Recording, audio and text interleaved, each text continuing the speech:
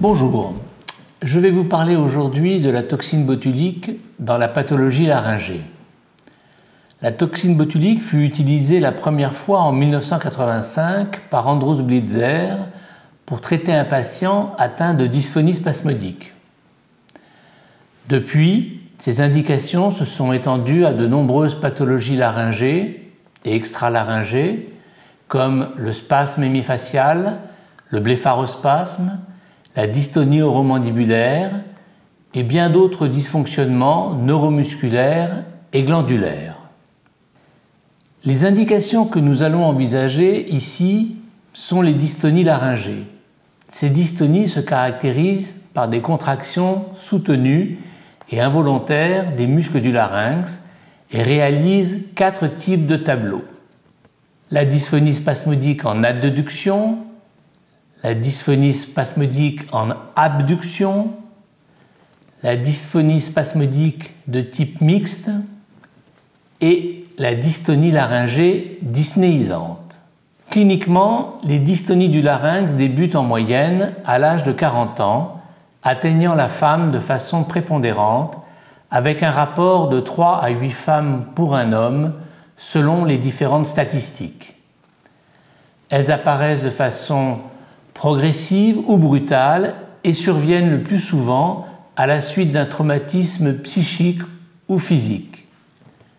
Dans 2 tiers des cas, ces dysphonies sont isolées, mais peuvent être associées à d'autres dystonies focales, comme le blépharospasme, la dystonie oromandibulaire, le torticolis spasmodique ou la crampe de l'écrivain. La dysphonie spasmodique en adduction est la forme la plus fréquente, elle représente 85% des cas. Dans cette forme, la dystonie touche les muscles thyro-aryténoïdiens, qui sont les muscles adducteurs ou constricteurs du larynx.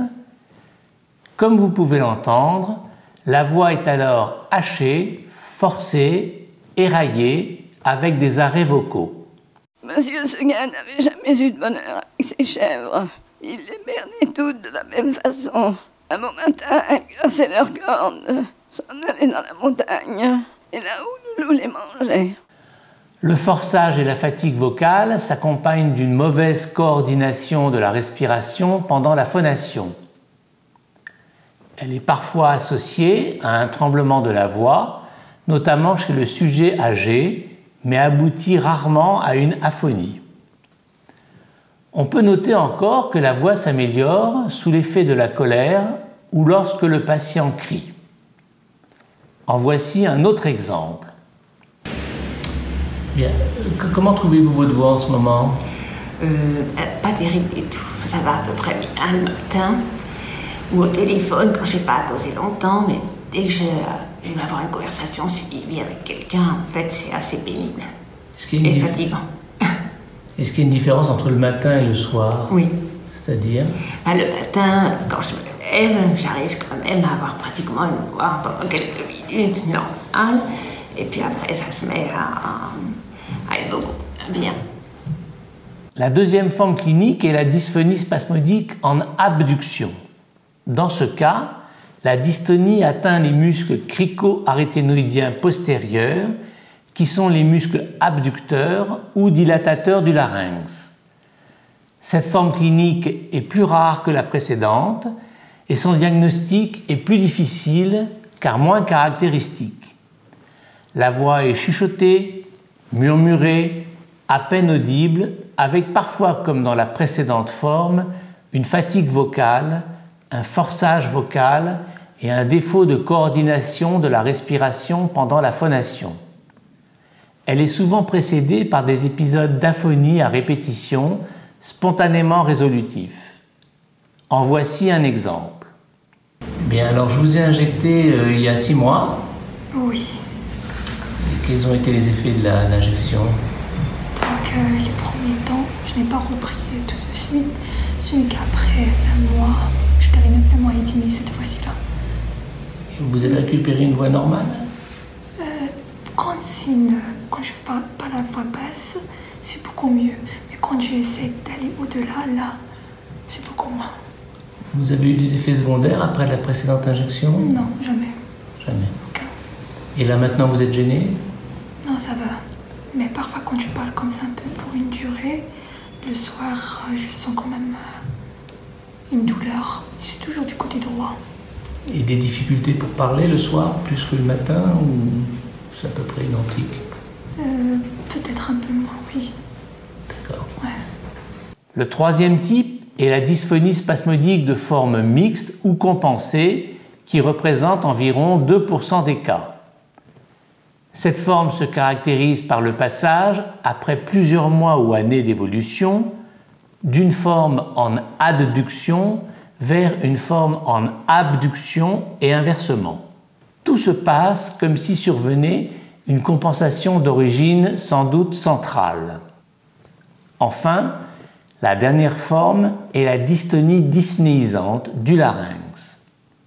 Elle résulte d'un spasme des muscles thyroarythénoïdiens et donc des muscles constricteurs.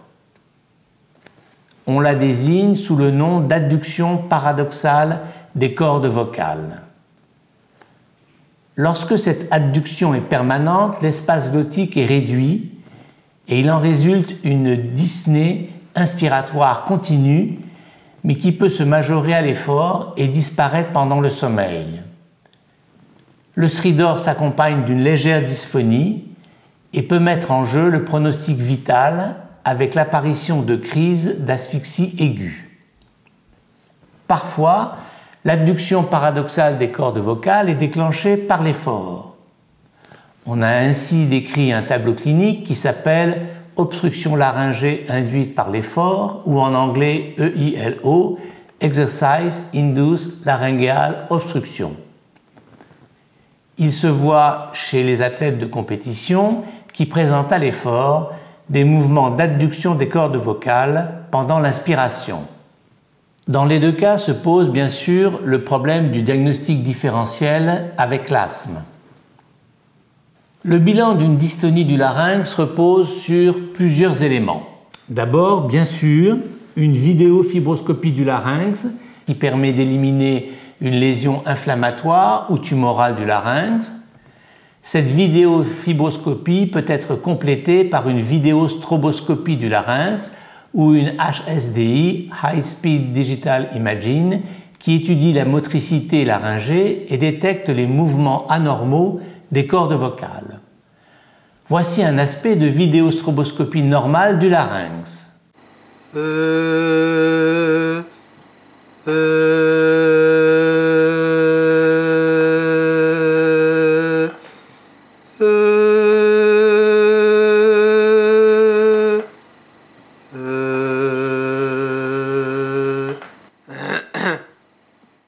Voici un aspect en vidéostroboscopie d'une dysphonie spasmodique en adduction.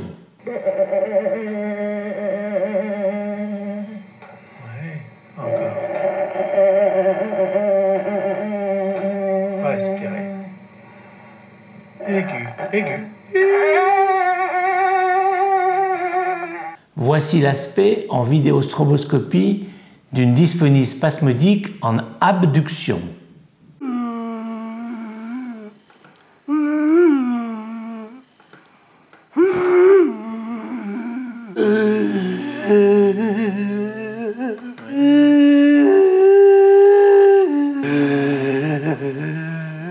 Il est parfois nécessaire de prescrire un scanner du larynx pour éliminer toute atteinte morphologique.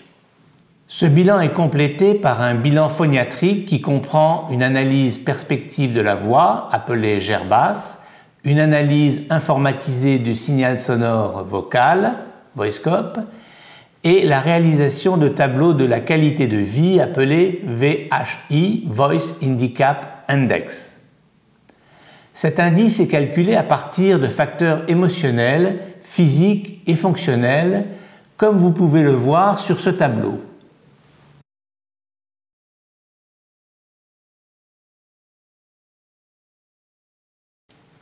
L'élément diagnostique essentiel de la dystonie du larynx reste cependant l'électromyographie des muscles du larynx.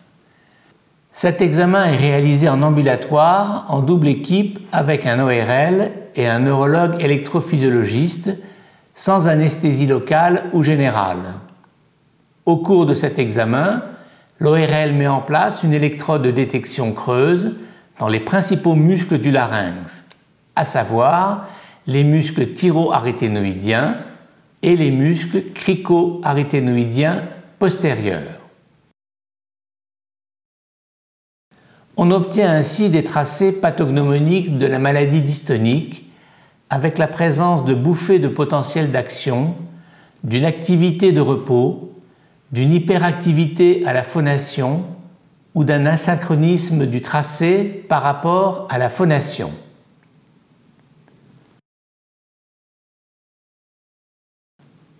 On doit parfois adresser le patient au neurologue pour compléter le bilan. En effet, dans certains cas, la dystonie laryngée ne semble pas essentielle, mais s'inscrire dans un tableau qui évoque certaines maladies neurologiques responsables de dystonies secondaires. Ce bilan comprend un examen clinique neurologique, une IRM cérébrale, un bilan biologique spécifique, voire une étude génétique. Le diagnostic différentiel des 3 formes cliniques de dysphonie spasmodique se pose essentiellement avec les aphonies d'origine psychogène et les différentes formes de dysarthrie d'origine neurologique, comme celle due à la maladie de Parkinson, à la sclérose latérale amyotrophique ou aux différentes atteintes cérébelleuses. Grâce au bilan complet décrit précédemment, la dystonie dyspnéisante du larynx est différenciée de la maladie asthmatique, de la paralysie des muscles dilatateurs du larynx, appelé syndrome de Gerhardt, des spasmes laryngés post-paralytiques ou des tumeurs laryngées sous-muqueuses. L'électromyographie des muscles du larynx joue ici un rôle essentiel pour différencier toutes ces pathologies. La toxine botulique est le traitement de référence de la dystonie du larynx depuis 1990, suite aux recommandations de la National Institutes of Health. La rééducation orthophonique peut constituer un traitement adjuvant aux injections de toxines botuliques. En effet, les traitements médicamenteux anticholinergiques n'apportent que des bénéfices partiels associés à de fréquents effets indésirables qui justifient le plus souvent l'abandon du traitement par le patient. Nous utilisons la toxine botulique A, qui en France est fournie par 3 laboratoires pharmaceutiques avec des niveaux identiques d'efficacité. Comme on peut le voir sur cette vidéo, les injections sont réalisées en ambulatoire sous contrôle électromyographique. C'est en effet l'électromyographie qui, dans les cas de la dysphonie spasmodique en adduction et de la dystonie dyspnéisante, permet de repérer les muscles thyroarythénoïdiens. L'aiguille de détection creuse est positionnée au niveau de la membrane cricothyroïdienne. L'activité du muscle thyroarythénoïdien est obtenue en demandant au patient de prononcer la voyelle « E ». En ce qui nous concerne, nous pratiquons une injection dans chacun des muscles thyroarythénoïdiens, mais certains auteurs préconisent une injection unilatérale. D'autres encore repèrent les muscles du larynx par fibroscopie indirecte ou directe, sous anesthésie générale et microscope, sans contrôle électromyographique. Dans le cas d'une dysphonie spasmodique en abduction, la toxine botulique est injectée dans les muscles cricoarythénoïdiens postérieurs sous contrôle électromyographique de façon unie ou bilatérale selon les équipes. Pour injecter le muscle cricoarythénoïdien postérieur, on positionne cette fois l'aiguille au niveau du chaton cricoïdien grâce à la rotation du larynx et le muscle est injecté en demandant au patient d'inspirer de façon brève et intense. Sniffer. D'autres auteurs injectent les muscles crico-aryténoïdiens postérieurs sous microscope et anesthésie générale.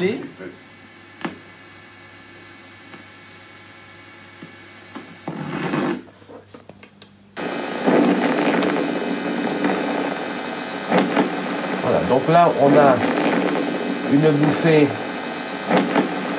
unique qui est à peu près de durée normale, donc moins de 300 millisecondes. Par contre, elle est suivie d'une deuxième bouffée qui la rend pathologique, puisqu'à ce moment-là, la durée totale dépasse les 300 millisecondes. La durée d'action de la toxine botulique est de 4 à 6 mois en fonction des quantités d'unités injectées. Les effets indésirables surviennent en moyenne dans un cas sur 2. Ils sont toujours strictement locaux et transitoires. Ils ne durent pas plus de 2 à 3 semaines et se limitent à une période d'hypophonie, parfois associée à des troubles mineurs de la déglutition au liquide. Les résultats sont le plus souvent spectaculaires, avec une restitution quasi complète de la voix dans 91% des formes en adduction et 73% des formes en abduction. Alors, bonjour madame, comment allez-vous aujourd'hui? Bien, bien, moyen, avec la gorge, mais sinon ça va, ça va. Et votre voix est toujours aussi saccadée? C'est de pire en pire, depuis qu'on a fait la fibro. C'est de pire en pire. D'accord. Et pour respirer, vous êtes gêné? Non, et pour parler, beaucoup. D'accord. Pour manger, vous êtes gêné? Oui, oui. Pour boire aussi. D'accord. Plus pour boire même. Très bien. Alors, je vous écoute. Racontez-moi. Alors, là, quand je suis arrivée, la voix tremblait, je pouvais plus. Je pouvais plus, c'était épuisant. L'injection a été faite le vendredi 5 janvier. Et à partir du dimanche, la voix a commencé à devenir enrouée. Et le lundi soir, il n'y avait plus rien. Mais il n'y avait plus aucun tremblement. Vraiment aucun. Comme aujourd'hui. Donc vous avez une amélioration après l'injection? Vous parlez plus facilement, plus fluide? Oui. C'est un peu difficile parce que c'est enroué et on m'entend pas beaucoup. Donc je suis obligée de faire plus d'efforts. Mais la voix ne tremble plus. D'accord. Et il n'y a plus de forçage vocal aussi, non? C'est ça? Non, non. Et là, de moins en moins, vraiment. D'accord. Au point de vue déglutition, il n'y a pas de souci. Et au point de vue respiration? Non plus. D'accord. Pas du tout. Très bien. D'autres indications de la toxine botulique sont proposées en pathologie laryngée, à savoir le tremblement de la voix qui peut être isolé ou le plus souvent associé à un tremblement du chef et des mains. Il se voit le plus souvent chez le sujet âgé et les doses injectées seront très inférieures à celles utilisées dans le traitement de la dystonie du larynx. Plusieurs autres pathologies laryngées d'origine neurologique peuvent être améliorées par la toxine botulique. Il s'agit de pathologies laryngées qui surviennent dans le cadre de dystonies secondaires à des affections neurologiques, responsables de lésions des noyaux gris centraux comme le putamen. On l'utilise alors comme traitement adjuvant de la maladie Princeps, car elle permet de supprimer les symptômes liés aux spasmes musculaires et aux mouvements anormaux involontaires. Leur liste est longue. Il peut s'agir de lésions cérébrales acquises, comme les séquelles d'un traumatisme crânien, d'un accident vasculaire cérébral, d'une tumeur cérébrale ou d'une anoxie néonatale. Ce peut être des lésions d'origine toxique, secondaires à des traitements par neuroleptiques. Il peut s'agir d'atteintes laryngées associées à la dysarthrie classique d'une maladie de Parkinson ou d'une atrophie multisystémique.